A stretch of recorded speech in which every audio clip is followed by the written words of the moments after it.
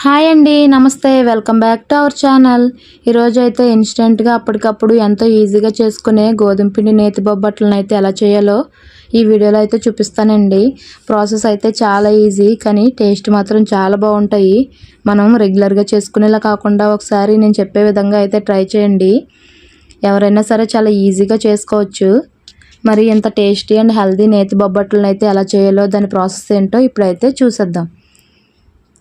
దీనికోసం అయితే ముందుగా ఒక మిక్సింగ్ బౌల్లో 2 కప్పుల గోధుమ పిండిని తీసుకుంటున్నాను. 2 కప్పుల గోధుమ పిండికి ఒక 4 స్పూన్ల బొంబాయి రవ్వను వేసుకోండి. సూజీ రవ్వ అంటాం కదా, ఉప్మా రవ్వ, దాన్ని అయితే ఒక 4 స్పూన్లు వేసుకోవాలి. ఇప్పుడు ఇందులోనే కలర్ కోసం ఒక పావు స్పూన్ పసుపు వేసుకోండి. అలాగే కొద్దిగా సాల్ట్, ఒక 4-5 స్పూన్లు వేడి నెయ్యిని వేసుకోవాలి. ఇలా వేడి నెయ్యిని వేసుకోవడం వల్ల బొబ్బట్లు చాలా సాఫ్ట్గా వస్తాయి. ఇలా నెయ్యి వేసుకున్న తర్వాత ఒకసారి అంతా